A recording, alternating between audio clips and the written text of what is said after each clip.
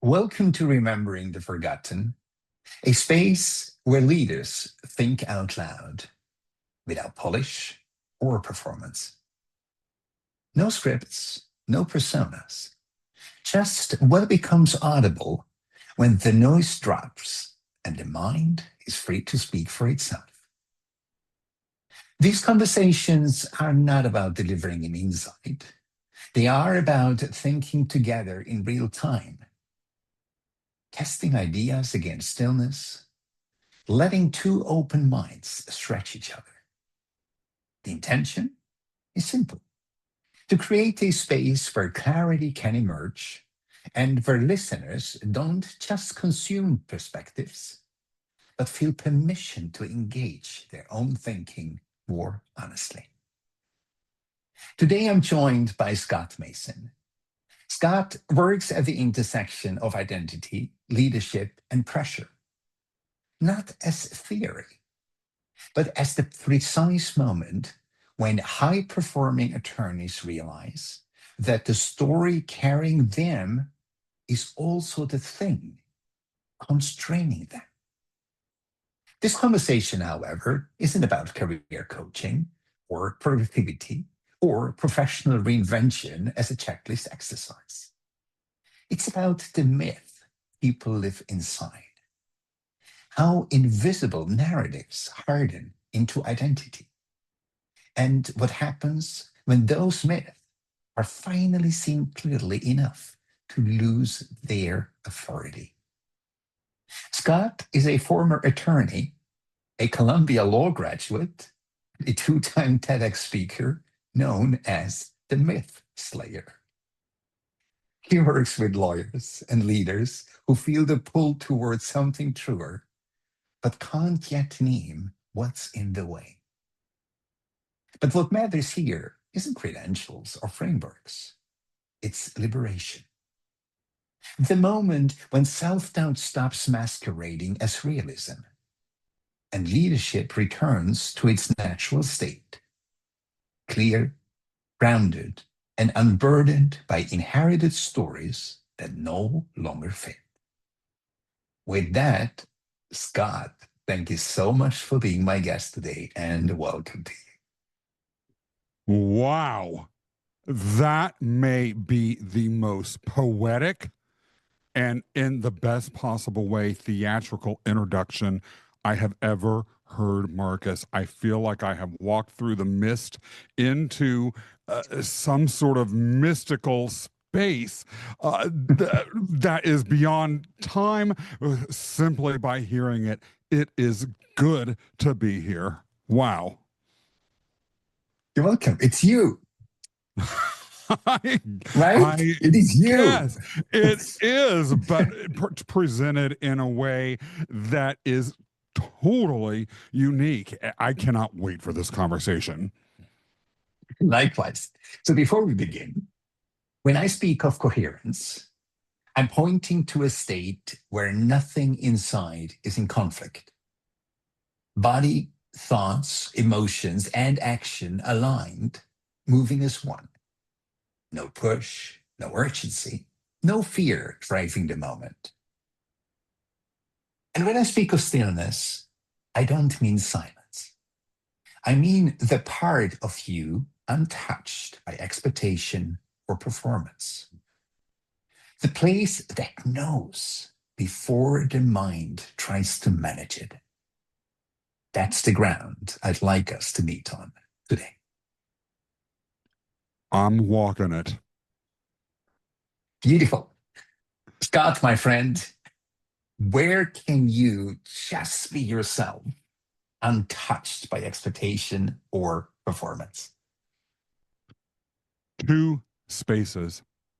First, when I am in some sort of place that has a mysterious, timeless, ancient vibe, yet is still part of our modern world.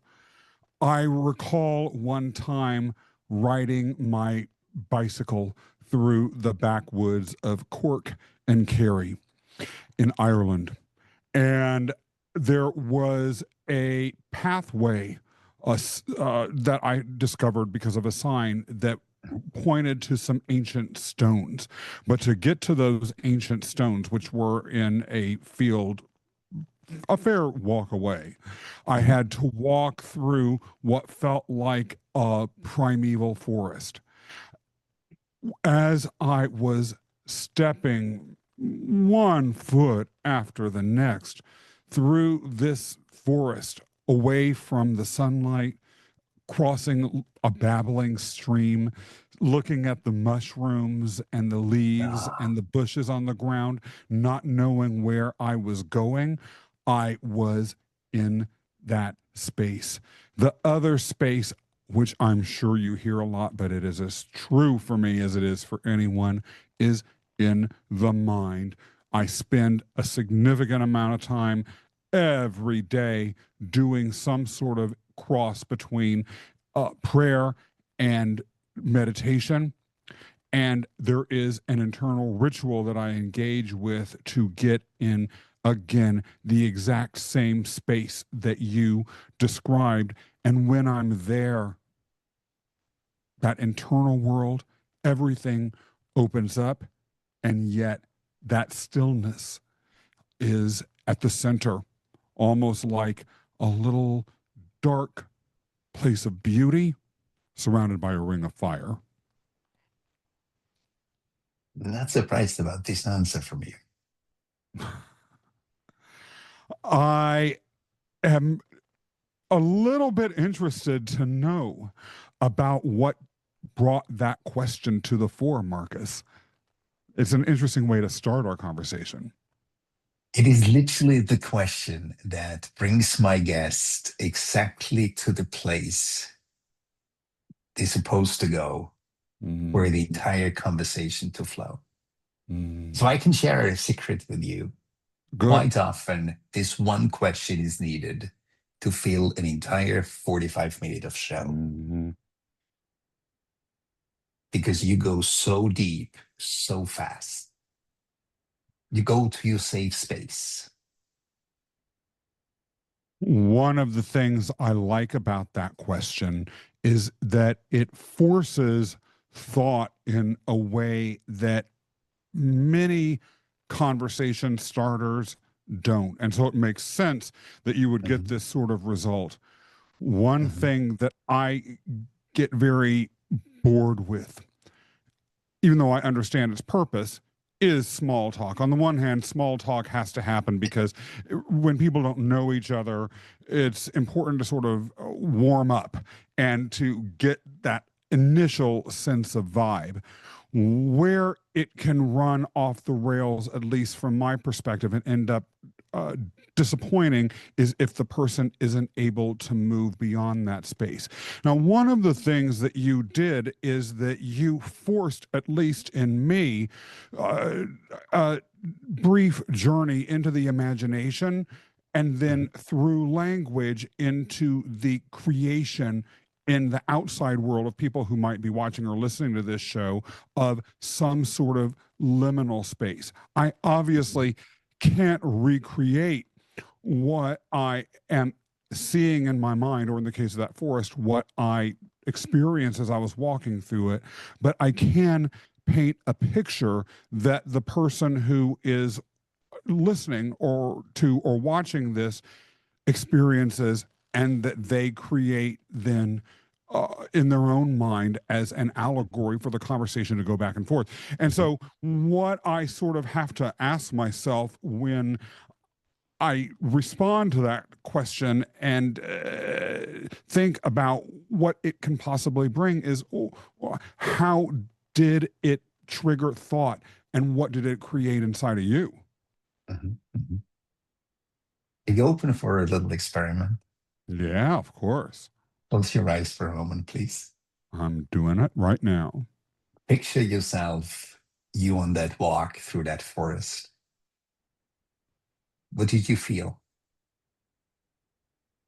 I feel incredible peace and at one with the most ancient part of the earth. I feel a slight chill in the air, but it's a good sort of chill, maybe because of the mist. And I feel a little bit of positive internal tension because I don't know exactly where that walk is going to take me. Welcome back. You see how amazing it is? One would say he's been making it up. He's been imagining it in this moment. I don't believe that. Mm. I believe when you accepted the invitation to close your eyes and to trust for a moment, that it actually did move you back to that moment when you walked through that forest. What is memory truly expressed, but a transmission back in time? Mhm.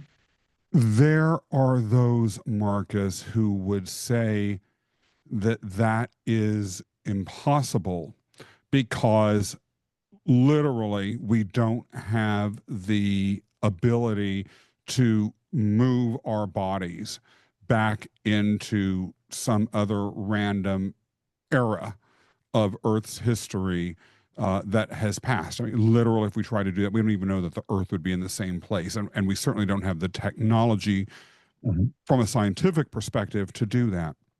Mhm. However, what you just said has me thinking about something even more elemental, which is the reality that the world, the universe itself, and certainly the earth, actually, we don't have direct experience with. We Mhm. only have experience with as translated through our senses. So the eyes take in light, they translate those rays into some sort of image that our brains interpret. Similarly, the feeling of that chill that I described, that was the sense of touch in one way or another being translated into my brain, as well as the other senses, smell, taste, stuff like that.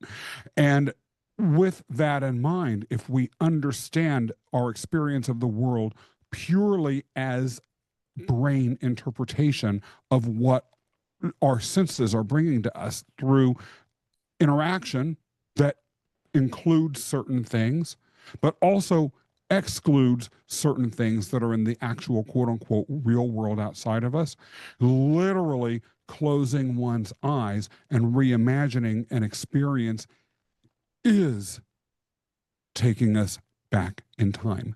Because even then, that internal interpretation of what our senses were bringing us was all that we really had. Let's dive into that for a moment. You mentioned memory. Mm. What is memory? Mm. Memory is stored experience.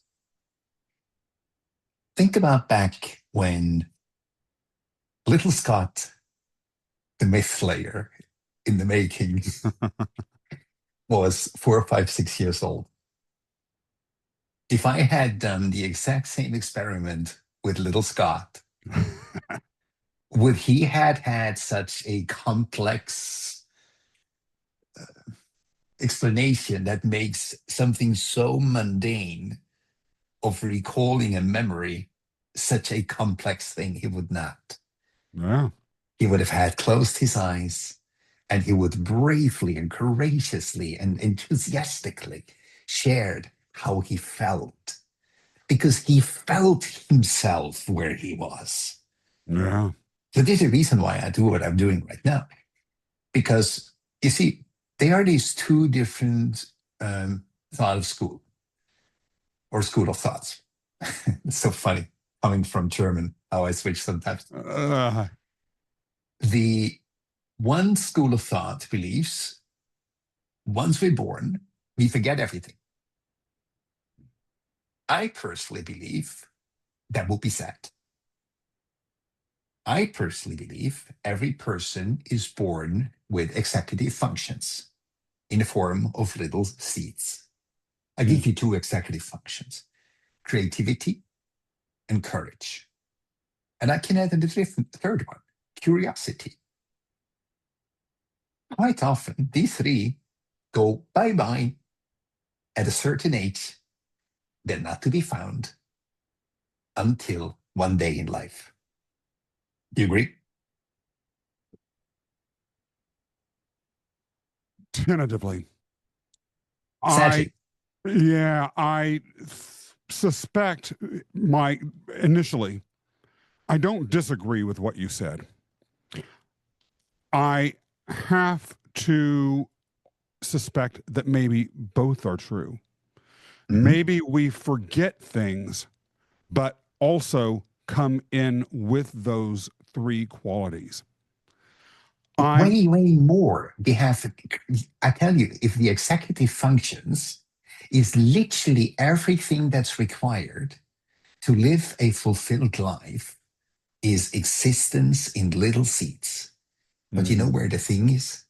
If nurtured, they grow. If not nurtured, what happens with plants that are not nurtured? Yeah. They wither. Yeah. They wither away.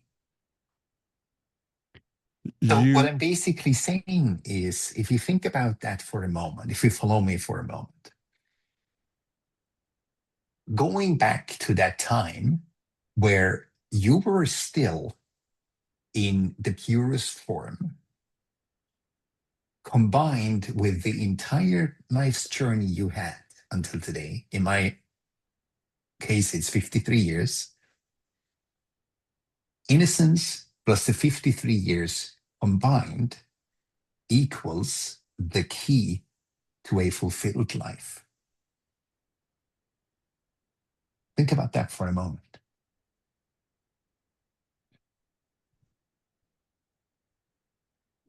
Do you feel in your case that the seeds were fully watered? And No. if so, who would or should have been responsible for watering them? You see what's interesting? I was fortunate enough to protect my seeds and to have them watered until the age of 9.5. Mm-hmm. As you know, in terms of child development, usually this happens between 5 and 7, and they lose access to themselves because, either society takes over or somebody starts to adapt, right? I was fortunate to perceive and to protect until 9.5. So it was already at a certain level of nurtured that it was never been able to take away from me. Mm-hmm. I actually even meet people, Scott, on my show who I really believe they have never lost it. Mm. They were just fortunate enough. Remember Arnold Schwarzenegger? Yeah. He said, I had a mother who believed in me that I was able to do and achieve whatever I dreamt. That was his nurturing. I basically grew up in a almost unrestricted family, not nurturing, but not constricting the natural nurturing process. Does that make sense? I believe so, but I would love to hear maybe a little bit more about how that looked. Okay, so I can put it very straightforward. When I did a biography work, I think it was about 30 years old, so it would be like 20 something years ago. Mm-hmm. My mom said something really interesting. She said, when you were born, your dad and I decided that we were not equipped to give that little baby what it really needed. So they've done something that is pretty similar to your own belief. They basically dedicated myself to a higher power and said, we do not have the wisdom nor the understanding to raise this child. So we dedicate it to you, to the universe, or to God, whatever you want to call it, right? Can be too easy, send series, doesn't matter. And that basically gave him the freedom to be their best as my parents. What that meant, Scott, is they actually got out of my way by believing that this little child Mhm. needs a little bit of guidance, needs nurturing as a human being, right? As a baby, you better get nurtured. But they never dared to put their thoughts, their beliefs, or anything else into me. Mm. So when I was 9.5 and that accident happened, until then, you could literally say I was almost like a self-actualized being. Mhm. Mhm. And it was needed to not die Mm. after that traumatic accident. Mhm. So it was basically the seed was laid, just nurturing enough. And you think about that, like I did quite some psychological stuff about that. And one of my advisors said, look, they basically said that they had dedicated you to God. But in the end, they backed out of their responsibility of being your parents, literally copped out. Mhm. But today, Scott, I really can say, and I must say, I couldn't be more grateful for Mhm. them that they did not screw me up like my friends' parents did them. Mhm. Mhm. Does that make sense?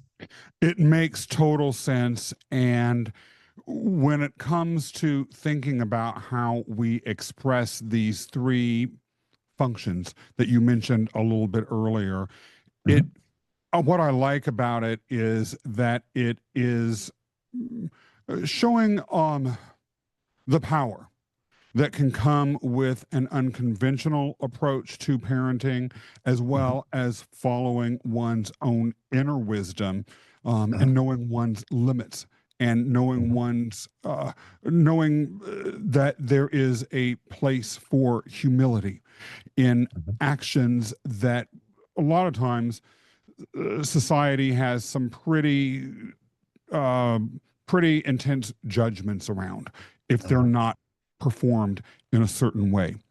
Uh-huh.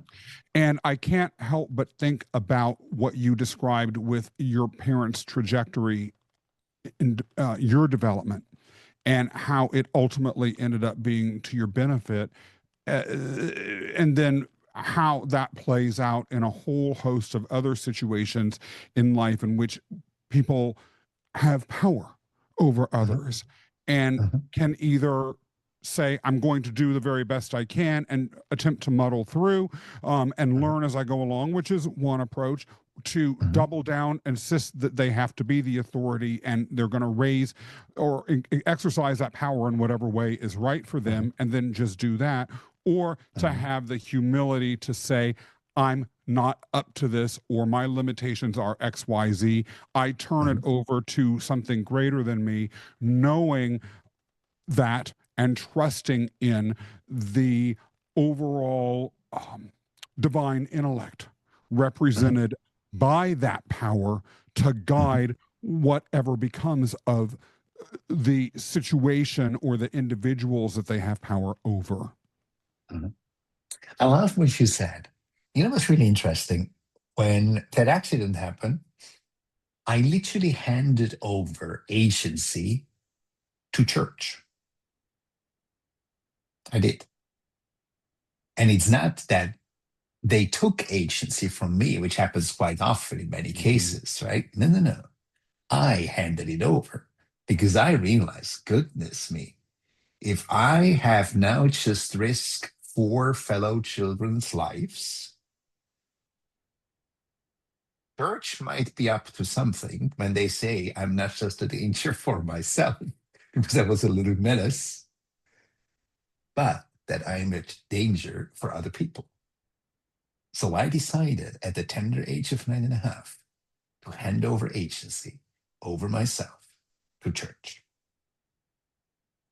So if that had not happened in my childhood before 9.5, I would have died. Mm. But I did not abdicate myself. I just handed over agency. which I can tell you, I spoke with psychologists, and one of my psychotherapists, the first one actually said to me after 2.5 years, is that, sir, I need to say something to you. The story you shared with me about your childhood after 9.5, many others would either have landed in a psychiatric clinic or they would have at least tried to take their lives several times or actually managed. Mhm. So I thought, okay, that's quite bleak, but he wasn't done. He said, now I'm looking into your eyes every single week, at least once for a whole hour. And I have rarely seen more healthier eyes than you. How were you able to protect your soul?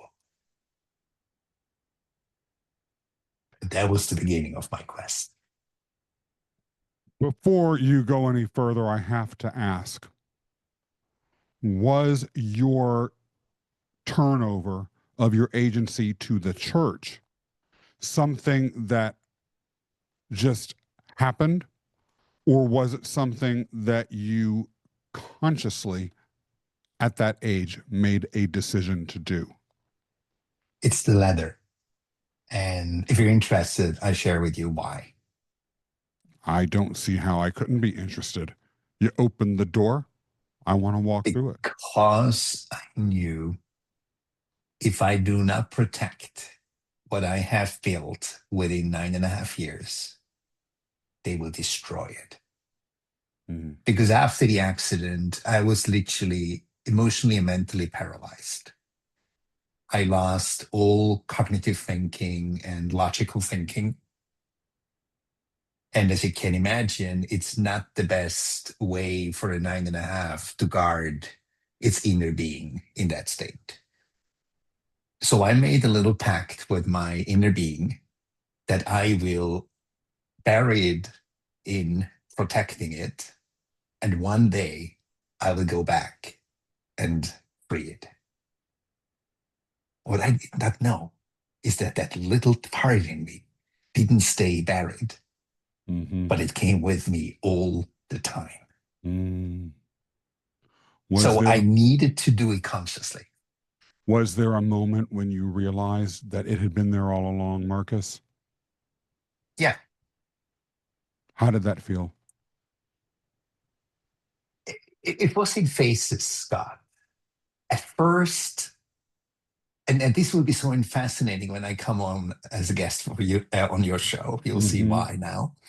Because at first I believed it was the universe protecting, right? Then I thought it was God protecting me.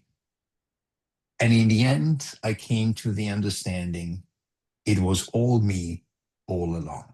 Mm.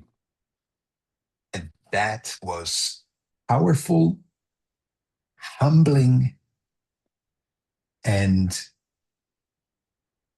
boom at the same time. And I Mark, realized, gosh, I was always connected to myself. I was the one who guided me, protected me, consoled me, nurtured me. what do you see as the relationship between you, as you've just described it, and the divine? I'm translating it into your language. Until not so long ago, I would have said that it was the divine that protected my soul, and that the soul basically is a part outside of me. However, then I had an experience, God, when I realized the soul is my original design, who I was born with. And when that unison came into fruition, where my so-called soul basically became my original programming, and my original programming started taking over almost as a self-contained system.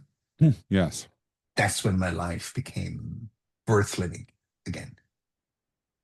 Like in the truest sense. Like if somebody hears me, like worth living again, they say, "Oh, but Marcus, you poor soul."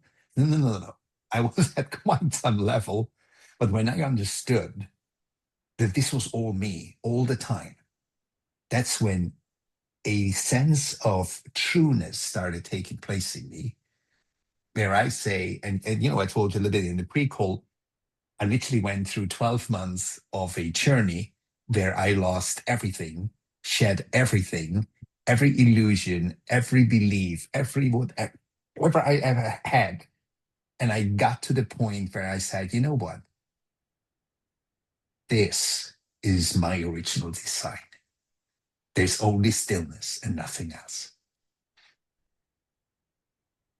When you reached that point, how did you know it? I just knew it. There was literally nothing anymore. When people say enlightenment, I would say enlightenment is almost someone deciding to stop on that journey too soon and call it as the goal. Mm-hmm. But I believe enlightenment is a threshold. And when you go through that, that's when you literally get to who you were, because that's when you let everything go. I can tell you, I was on a journey and I said to my inner self, I give up. I give up. I just sobbed for hours and I said, I give up. Mm. And that's when my inner voice said, congratulations, Marcus. Now we can go on the journey home. When you go on that journey home, to what extent do you know, A, what you will do with the lessons that you've learned along the way? B, uh, what will mark your arrival there at home? What's interesting? Home for me is a permanent state. It's not a journey towards something. It was the journey to shedding everything that wasn't me. And I have this saying where I say that it is about remembering who you were before the world taught you who you had to become. Mm-hmm. So it's the remembering process. So when I got to that point where I realized, okay, at first I thought stillness is a gift I inherently had. People described it as universal library. I just knew stuff I should not know. Then spiritual people came and said, Marcus, this is the Akashic chronic. I said, whatever you want to call it, I don't care. I just have access to knowledge I should not have. And then it was body stillness, right? When I met with a client, suddenly this stillness came, and it was almost like a little sphere where we entered, but very spotty, just time to time, right? And it became more and more, and then became almost like patches. And then I suddenly realized, and I believe that was the day, Scott, you're referring to, when I realized I don't bring stillness into a conversation. I bring in myself, thus I bring stillness. And that's when I realized wherever I am, people enter into that sphere, or that bubble comes over us. Whereas 5 minutes before the conversation, there was huge noise, stress, tremor, anything. And when we start talking, there is suddenly that sacred space where nothing else counts than just presence. And I believe that's the best way to explain when I say home. Is home something that all of your clients seek? You see what's interesting? Let me clarify something. There are two kind of clients. And the one of them says, I have the glass ceiling here and I can't break through it, so I can remove that. So potential is accessible. And then you have the one client who literally says, Scott, I have everything a human being could wish for. Give an example. One guy sold his company. His shares, $500 million with a D, with a Whoa. B, $1 billion in his bank account cash. He has everything for generations to come. So he calls my friend, who is his advisor, and he's sobbing. And I can't tell this story enough in these shows because people have to understand what this means. $500 million with a B dollars on his bank account. He can buy whatever he wants. And he's empty. Empty. So what I am really doing, Scott, is I'm taking those people who come to the point where they say, is this it? Or is there more to my life? That's when I take them and accompany them on the journey, what we call now home. And the home is here inside. So I'm basically a guide on a journey to somebody's own home. And home is that original design. So when they find home, how do they react to discovering it? Especially someone like you've just described, who externally and to most people's outside perception, as you hinted at, has it all. How do they react? Do they think, for instance, I actually had nothing? Are they joyful?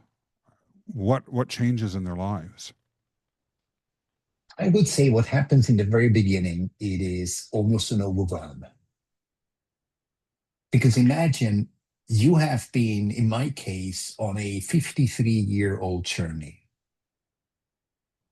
and you arrive. What happens? The entire load you've been carrying just gets lifted off you. And you must have experienced that when you went through a very strenuous time in your life. Yeah. And I believe you know what I'm hinting toward. Yeah, very much do. When that time was over, how did you feel? Did you feel elated? You probably slept for quite some time first, right? Because that load, that heaviness was lifted off.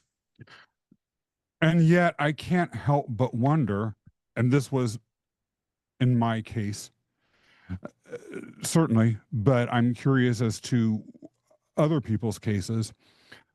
I had left something old and burdensome and no longer connected to my home behind, but I was also intensely ready with a high degree of certainty as to what my life's true journey looking forward needed to be. And so I stepped forward with profound determination and with a drive unlike anything I'd ever experienced before. Do people like the gentleman that the $500 million man that he was talking about? Yeah, 500 million, $500 million, all the same, right? Did he feel that sort of thing, or what?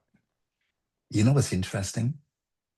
This guy is still on his journey outside because his advisor does not dare to make an introduction to me.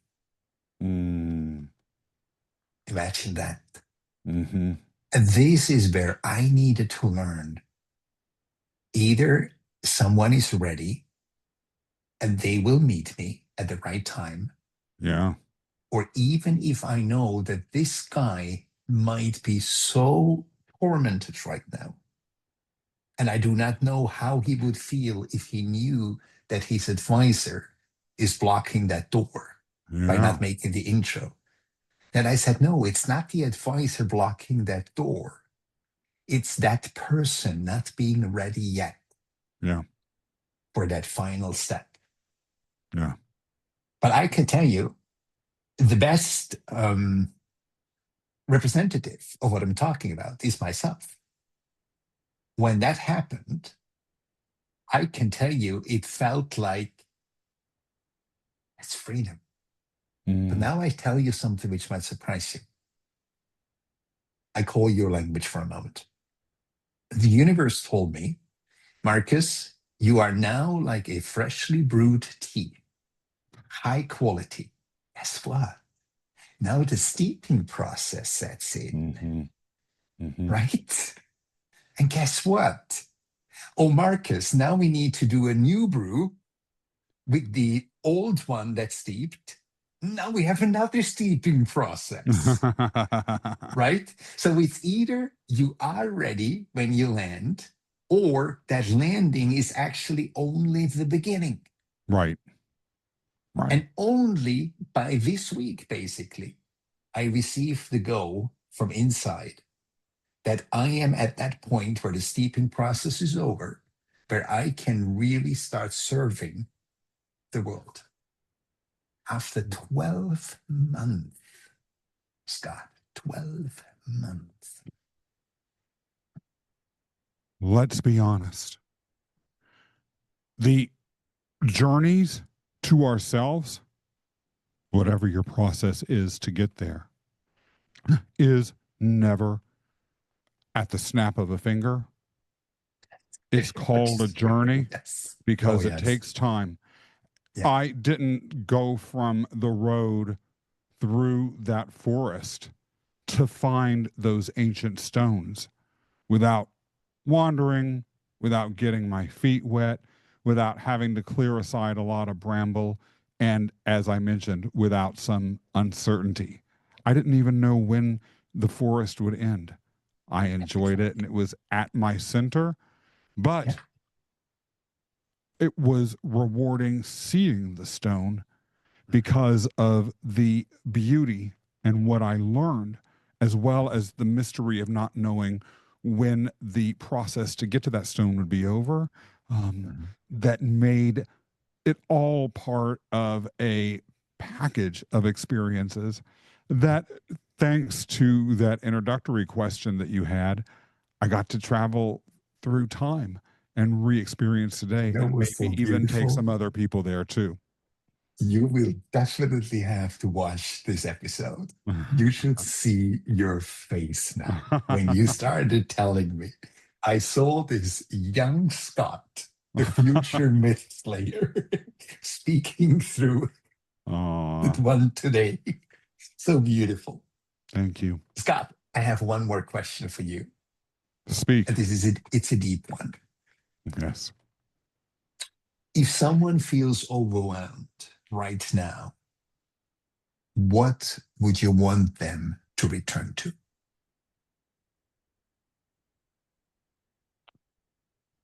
It's my belief that we have within us a connection to the fractal of the divine, or God, if you will, that we have lost.